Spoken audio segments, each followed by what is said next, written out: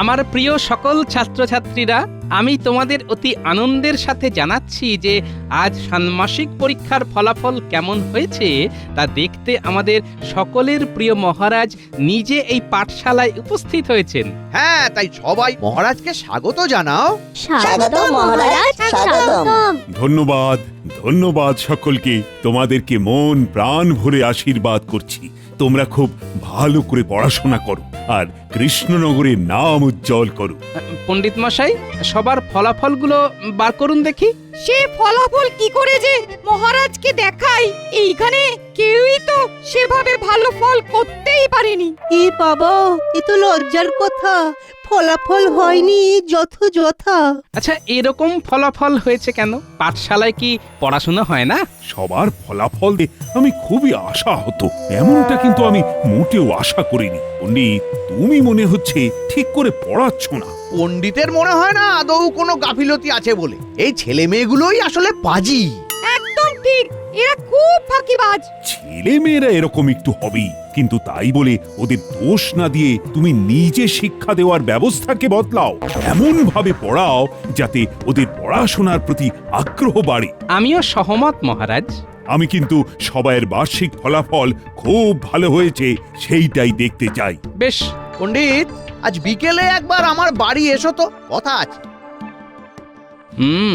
মন্ত্রী আর পণ্ডিত দুজনেই জুটেছে ভালো।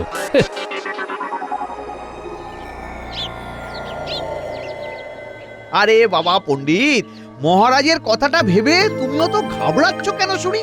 না, যদি বার্ষিক পরীক্ষার ফল ভালো না হয় তাহলে হয়তো উনি আমায় বরখাস্ত করে দেবেন। এদিকে ছেলে মেয়েগুলোও যা পাজি। দেখো দেখো, সোজা আঙুলে ঘি না উঠলে আঙুল বাঁকাতে হয়, বুঝলে? মানে ওদের কি মেরে ধরে পড়াবো বলছেন? ধুর, মিছি মিছি মেরে ধরে নিজের বল শক্তি কেন নষ্ট করবে? শোনো শোনো শোনো, তুমি নিজের বাড়িতে টোল খোলো। পাঠশালা ছেড়ে টোল খুললে কি ওরা আসবে? তাও আবার নিজেদের ক্যাটের মোহর খরচ করে। তুমি বলে দেবে টোলে না পড়ে শুধু পাঠশালায় পড়লে বেশি নম্বর পাওয়া যাবে না, মানে তুমি দেবে না। অগত্যা দেখবে সবাই টোলেই যাচ্ছে। যে সকল পড়ুয়ারা টোলে পড়বে তাদের থেকে প্রবেশ মূল্য হিসেবে ভালো পরিমাণে মোহর জমা নিয়ে নেব। এছাড়া মাসের শেষে গুরুদক্ষিণা তো আছেই।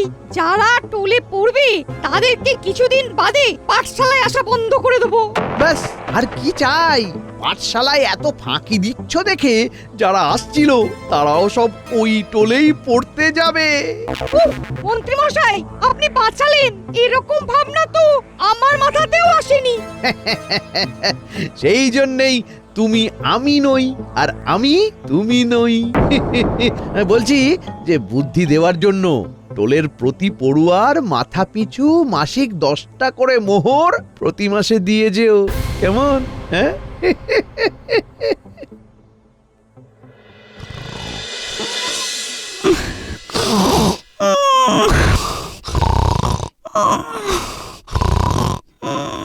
পণ্ডিত মশাই, ও পণ্ডিত মশাই, পণ্ডিত মশাই, এবারে ধর। মশা মাছিদের সম্পর্কে পড়াতে গিয়ে আপনি এমন ঘুমিয়ে পড়লেন যেন মনে হচ্ছে আপনার ওই হাঁ মুখে এবার মাছি ঢুকে যাবে। এই এই কে রে কে রে কে কে কে কে এত হল্লা করে? আন্টি, আমরা। এই কি ব্যাপার, হল্লা করছিস কেন?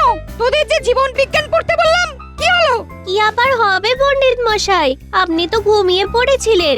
তোদের সাথে থাকলে ক্লান্ত না হয়ে কি আর পারি রে? যাই হোক, এখন ছুটি।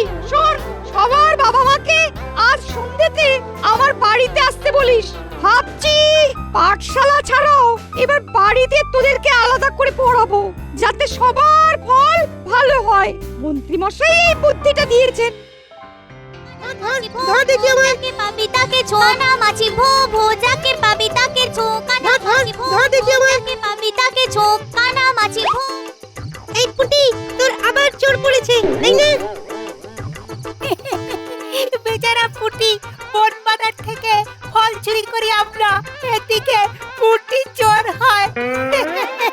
দূর, খেলবই না, যা। পুটিমা, এত সহজে কি হাল ছেড়ে দিলে চলে রে? আয় আয়, সবাই এদিকে আয় দেখি। ও হ্যাঁ, মনে পড়েছে, এই পুটি, তোর বাবা কোথায় রে? এখনো এখানে এলো না তো? চাষের জমি নিয়ে কিছু কথা বলার ছিল যে। বাবা তো পণ্ডিত মশাইয়ের বাড়ি গেছে। কি পণ্ডিতের বাড়ি? কিন্তু কেন? ওই যে বার্ষিক পরীক্ষায় যাতে আমাদের সবার ভালো ফল হয়, তাই পণ্ডিত মশাই ঠিক করেছেন এবার থেকে আমাদেরকে উনি ওনার নিজের বাড়িতে আলাদা করে পড়াবেন। অতিরিক্ত যত্ন সহকারে। তাও আবার মন্ত্রী মশাইয়ের পরামর্শে। সেই জন্যই তো আমাদের সব্বার বাবা মা পণ্ডিত মশাইয়ের বাড়িতে গেছেন। ওমা, তাই? এ তো ভারী উত্তম প্রস্তাব। বাহ, তাহলে মন্ত্রীমশাইকে তো বাহবা দিতেই হয়। না না, তোরা সবাই ভালো করে পড়াশোনা কর, কৃষ্ণনগরের নাম উজ্জ্বল কর, এটাই তো চাই আমরা। কি বলছেন পণ্ডিত মশাই? মাস মাইনাও দিতে হবে? বিনা দক্ষিণায় বিদ্যা দান করা যায় না। আগে পাঠশালায় তো বিনা মাহিনাতেই পড়াশোনা করতো। বিনা বাহিনায় পড়িয়েই তো আজ তোমাদের ছেলে মেয়েদের এত অধঃপতন। একটাকেও ভালো ফল করেনি। কিন্তু মন্ত্রী মশাই, পণ্ডিত মশাই, দুজনকেই বলছি, আমরা মাস মাহিনা দিয়ে আবার কিছু পরিমাণ ওই প্রবেশ মূল্য দিয়ে কিভাবে পড়াবো বলুন তো? প্রবেশ মূল্য ছাড়া ব্যক্তিগতভাবে একটা নিয়মে আবদ্ধ রেখে ছাত্রছাত্রীদের পড়ানো অসম্ভব। আর মাস মাইনে নেওয়ার কারণ হলো বিনা দক্ষিণায় বিদ্যা দান করা যায় না। তাই এবারে তোমরাই ঠিক করো, নিজেদের ছেলে মেয়েদের কি ভালোভাবে শিক্ষা দিয়ে শিক্ষিত করবে, নাকি নিজেদের মতো এমন অশিক্ষিতই রাখবে? আমি না আমার প্রদীপকে আপনার টোলেই পড়তে পারবো পণ্ডিত মশাই। ছেলে যাতে ভালো শিক্ষা পায় তার জন্য সব করব। চলো গো পুটির বাবা, মনে হচ্ছে মেয়েকে আর পড়াশোনা করানো হবে না। অল্প বয়সে সেই বিয়েই দিয়ে দিতে হবে। আমিও বাড়ি যাই।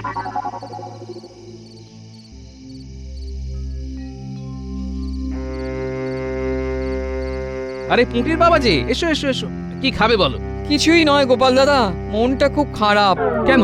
একটা ভালো কাজে গেছিলে, কিন্তু মুখটা এমন বেজার করে মেজাজের সাড়ে সর্বনাশ ঘটিয়ে ফেললে কেন?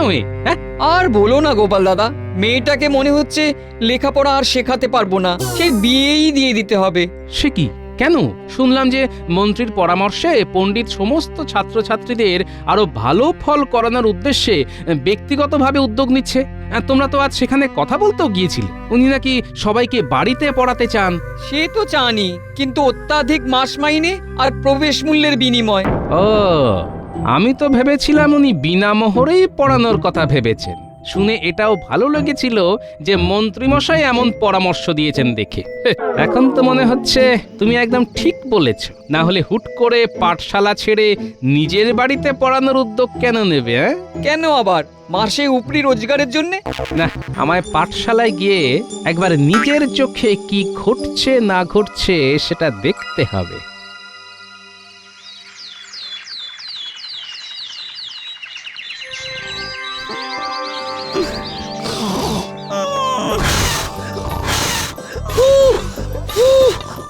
আরে জোরে ফুটে। এই প্রদীপ নেভে না। দেখুন না পণ্ডিত মশাই, এরা আমার সাথে বদমাইশি করছে। কিরে ন্যাপলা পুটি গুলটে, তোদের খুব বার বেড়েছে না? দাঁড়া, সব কটাকে পড়া ধরছি। পণ্ডিত মশাই তো এসে থেকে দেখছি পড়ানোর নামে নাম নেই, শুধু ঘুমিয়ে ঘুমিয়ে ঢুলেই যাচ্ছে। বল পুটি, মুখে মুখে বল দেখি, ৯৫০০ গুণ ৭ কত হয়? মুখে পারবো না পণ্ডিত মশাই, কষতে হবে। দেখবো এবার শুধু পাঠশালায় পড়ে তোলে না গিয়ে কিভাবে পাশ করিস। এই গুলটে, বল দেখি, কোন সুলতান পাঠাগারের সিঁড়ি থেকে নামতে গিয়ে গড়িয়ে পড়ে মারা যান? ওরে বাবা রে, এ কি কঠিন প্রশ্ন রে বাবা। আমি জানি না পণ্ডিত মশাই। না পড়লে জানবি কি করে? দেখবো এবারে বার্ষিক পরীক্ষায় কি করিস। এই এই প্রদীপ, বলতো সূর্য পৃথিবীর চারিদিকে ঘোরে না পৃথিবী সূর্যের চারিদিকে ঘোরে? পৃথিবী সূর্যের চারিদিকে ঘোরে পণ্ডিত মশাই। এটা কি সোজা প্রশ্ন ছিল? বুঝেছি, পণ্ডিত মশাই ইতিমধ্যেই পাঠশালা আর টোলের ছাত্রছাত্রীদের মধ্যে বিভাজন শুরু করে দিয়েছেন। এবারে ব্যাপারটা দেখতে হচ্ছে।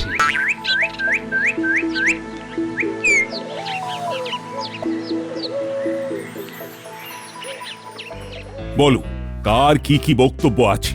রাজ্যে কোথাও যদি কোনো রকম অনাচার চলে আর তা আমার চোখে যদি না পড়ে, তাহলে সেটা অবিলম্বে জানাও। মহারাজ, আমাদের শিক্ষা ব্যবস্থার হাল ভীষণই খারাপ। পাঠশালায় পড়ানোর নামে শুধুই ফাঁকি দেওয়া হচ্ছে, ফলত ছাত্রছাত্রীরা কিছুই ঠিকঠাক শিখতে পারছে না এবং তাদের ফল খারাপ হচ্ছে। আমার বিরুদ্ধে এত বড় অভিযোগ আনছো গোপাল? তুমি জানো কি আমি ছাত্রছাত্রীদের ফলাফল ভালো করার উদ্দেশ্যে কি উদ্যোগ নিয়েছি? পণ্ডিত আলাদা করে নিজের বাড়িতে পড়ানোর কথা ভেবেছে মহারাজ। কই, আমি তো এই কথা জানি না। আপনি জানবেন কি করে মহারাজ? পণ্ডিত মশাই তো নিজের বাড়িতে প্রবেশ মূল্য আর মাস মাহিনার বিনিময়ে এই উদ্যোগটা নিয়েছেন, যার ফলে রাজ্যের চাষি ভাইদের ছেলেমেয়েরা আজ ওনার চক্ষুশূল হয়ে দাঁড়িয়েছে। কি বলছো গোপাল? মহারাজ, ওনার কাছে রাজ্যের যারা বিত্তবান শ্রেণীর লোক তাদের ছেলেমেয়েরাই পাঠশালা ছাড়াও পড়তে যাচ্ছে। এছাড়া উনি ইতিমধ্যেই পাঠশালার পড়ুয়া এবং ওনার বাড়িতে ব্যক্তিগতভাবে পড়তে যাওয়া পড়ুয়াদের মধ্যে বৈষম্য শুরু করে দিয়েছেন, যা আমি আজ নিজের চোখে দেখে এসেছি মহারাজ। বিনা গুরু দক্ষিণায় শিক্ষাদান করা যায় না গোপাল, তুমি হয়তো এটা জানো না। মন্ত্রী, গোপাল এই কথাটা না জানলেও আমি জানি, আর সেই কারণেই আমি অবৈতনিক পাঠশালাতেও পণ্ডিতের একটা মাসিক বেতনের ব্যবস্থা করে দিয়েছিলাম। ছি ছি ছি, আমি ভাবতেও পারিনি পণ্ডিত এতটা নিচে নামবে। তাও আবার শিক্ষাদানের মতো ব্যাপারে। এই পণ্ডিত, অনেক হয়েছে, তোমাকে আর পড়াতে হবে না। তুমি যেমন পুজো পাঠ করো তাই করো। কিন্তু মহারাজ, থামো থামো দয়া করে। শিক্ষা নিয়ে এমন চালাকি আমি বরদাস্তই করব না। পাঠশালাটা কেমন খাঁ খাঁ করছে রে। কোনো পড়ুয়া নেই যে। আমরা কি আর সত্যি পড়াশোনা করতে পারবো না? কে বলেছে পারবি না? ভুলে যাস না, আমি আছি, মহারাজ আছেন। মনে রাখবি, চেষ্টা করলে ঠিকই উপায় হয়। দাদু, দাঁড়া দাঁড়া, আমি আর মহারাজ কিছু না কিছু একটা ব্যবস্থা তো করবই। তোরা শুধু এটাই প্রতিজ্ঞা কর যে মন দিয়ে পড়াশোনাটা করবি। প্রতিজ্ঞা করলাম দাদু। ইহে গোপাল, পাঠশালা তাহলে পুরো ফাঁকা হয়ে গেল? হ্যাঁ মহারাজ, কিন্তু আমাদের পুনরায় আবার ওই পাঠশালা চালানোর ব্যবস্থা করতে হবে। তা তো করতেই হবে, না হলে যে বহু ছেলে মেয়ে সব মুখ্য থেকে যাবে। কিন্তু পণ্ডিতের বদলে কারা কারা ওই পাঠশালায় শিক্ষাদান করবে গোপাল? আর বছরের মাঝে এখন শিক্ষক পাই কোথায়? মহারাজ, আপনার সভাতেই রত্ন থাকতে আবার বাইরে থেকে কেন অযথা শিক্ষক আনবেন? বলছো বলছো আমার সভাসদেরাই সব সামলে নিতে পারবে? আমাকে শুধু 2 দিন সময় দিন মহারাজ, দেখুন আমি কেমন নতুন শিক্ষা ব্যবস্থার রীতিনীতি চালু করি। তোমার উপর আমার অগাধ বিশ্বাস এবং আস্থা গোপাল। 2 দিন সময় নিয়ে তৈরি করো নতুন নিয়ম রীতি নীতি। তারপর সেই নিয়মের উপরই ভিত্তি করে নব শিক্ষকদের উদ্যোগে শুরু হোক পাঠশালার পঠন পাঠন। হ্যাঁ মহারাজ।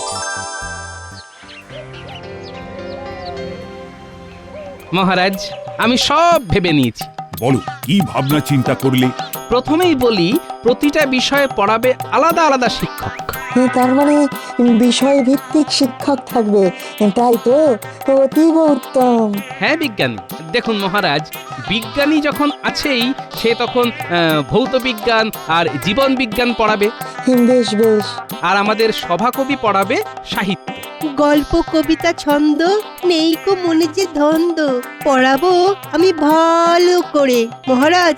তবে নতুন পাঠশালা দিন শুরু করে। আর মহারাজ, আপনি তো ইতিহাস ভূগোলে ভীষণই পারদর্শী। সেই তো, মহারাজ কত জায়গায় ঘুরেছেন।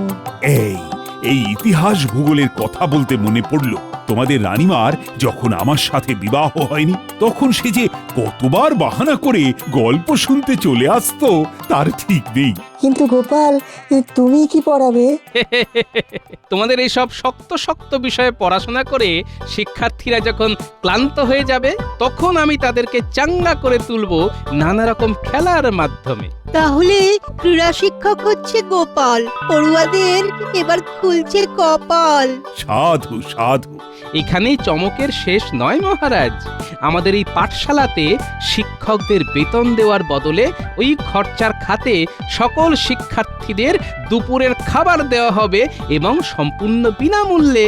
এবং পঠন পাঠনের জন্য নতুন নতুন বই, খাতা, কলম। আমি সহমত। রাজ্যে সুশিক্ষার জন্য আমি কোনো কার্পণ্য করব না। আমাদেরও বেতন লাগবে না, এমনিতেই সভাসদ হিসেবে বেতন পাচ্ছি। গোপাল, তোমার তুলনা নেই। তবে কাল থেকেই হোক প্রচার, রাজ্যের মানুষ দেখা যাক তাদের ছেলে মেয়েকে পড়াতে পাঠায় কোথায়, সব দিক করে বিচার।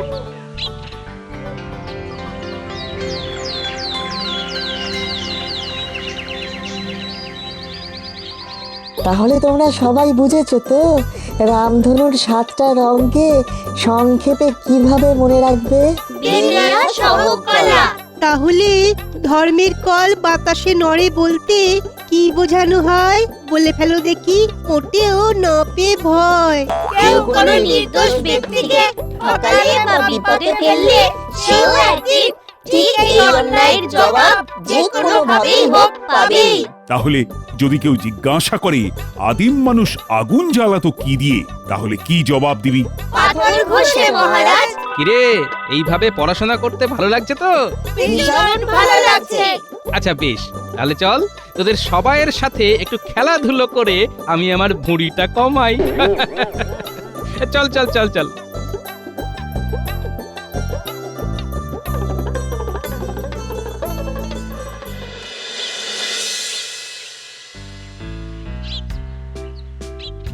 আরে এমন ছুটির দিনে গোপাল চন্দ্রের আবির্ভাব, কি ব্যাপার? হ্যাঁ মহারাজ, দরকারই এসেছি আর কি।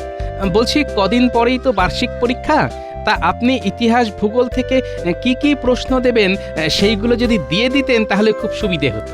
গোপাল, আমি ভাবছিলাম এই বার্ষিক পরীক্ষাটা যদি শুধু আমাদের পাঠশালার পড়ুয়াদের ভিতরেই সীমাবদ্ধ না রেখে গোটা কৃষ্ণনগরের পড়ুয়াদের নিয়েই করা হয়, তাহলে কেমন হয়? বুঝেছি মহারাজ, আপনি আসলে আমাদের পড়ুয়া আর পণ্ডিতের টোলের পড়ুয়াদের ভিতরে মেধার পরীক্ষা নিতে চান, তাই তো? একদমই তাই। আমি পরীক্ষা করে দেখতে চাই আমাদের অবৈতনিক পাঠশালার ছেলেমেয়েরা প্রকৃত শিক্ষা পেল নাকি বৈতনিক টোলের পড়ুয়ারা। তবে তাই হোক মহারাজ, এই পরীক্ষার নাম হোক তাহলে মেধা অনুশীলন। প্রচার করে বলে দাও প্রত্যেক ছাত্রছাত্রীদের অংশগ্রহণ করা বাধ্যতামূলক। এই ক্ষেত্রে মহারাজ তাহলে নবাব বরং প্রশ্নপত্র তৈরি করুন। একদম ঠিক। তাহলে কেউ বলতে পারবে না যে আমরা পক্ষপাতিত্ব করছি। আর হ্যাঁ, এইটাও ঘোষণা করে দিও পরীক্ষায় প্রথম 3 জন স্থানাধিকারীকে মোহর পুরস্কার দেওয়া হবে। উড়িয়া বাবা, জাহাপানা, পরীক্ষার কি কঠিন নাম, মেধা অনুশীলন। খুব স্বাভাবিক। সহজ পরীক্ষা হলে কি আর আমার কাছে প্রশ্নপত্র তৈরির অনুরোধ আসতো? আপনি হলেন নবাব বাহাদুর, তাই আপনার কাছে অনুরোধ না করে আর কার কাছে করব বলুন তো হুজুর? সেই তো। ঠিক আছে গোপাল, চিন্তা করো না, সময় মতন প্রশ্নপত্র পেয়ে যাবে। ঠিক আছে নবাব বাহাদুর, আমি তাহলে আজ আসি। হ্যাঁ, এসো।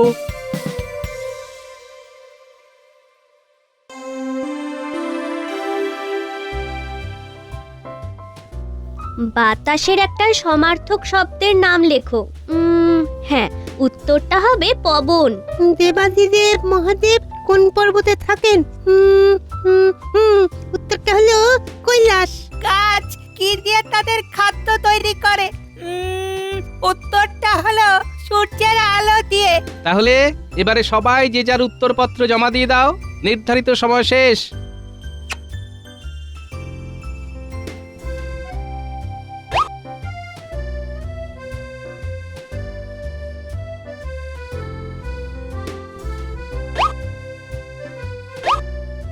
আর তোমাদের এই পরীক্ষার উত্তরপত্র দেখবেন স্বয়ং নবাব, আর ফলাফল বেরোবে ঠিক 1 মাস পর।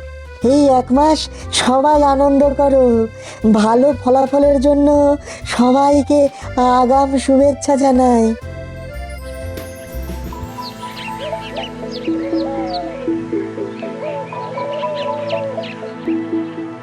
হে পণ্ডিত, টোলের পড়ুয়ারা মুখ রাখবে তো? তাই তো ভাবছি। ভাবছো মানে? সে কি, তোলেও কি ফাঁকি মেরেছো নাকি? না, অতটা নয়, করিওছি। কি রে বাবা?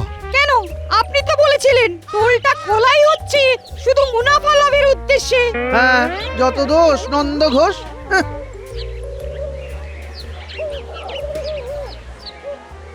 আমি খুব খুশি হয়েছি এই রাজ্যের সব পড়ুয়াদের উত্তরপত্র দেখতে পেরে। এইটুকু বুঝেছি কৃষ্ণনগরের বেশিরভাগ পড়ুয়ারাই পড়াশোনা শিখে নিজেদের বাবা মা সহ এই রাজ্যের নাম উজ্জ্বল করবে। তবে কিছু জন এমন পড়ুয়াও আছে যারা পাশ করতে পারেনি, তাদেরকেও বলবো তারা আবার নতুন করে শুরু করো। হ্যাঁ, হাল ছেড়ো না। এই উজির, এই ফলাফল ঘোষণা করো। প্রথম হয়েছে পুঁটি আর দ্বিতীয় হয়েছে সনাতন ময়রা। আমার ছেলে দ্বিতীয় হয়েছে।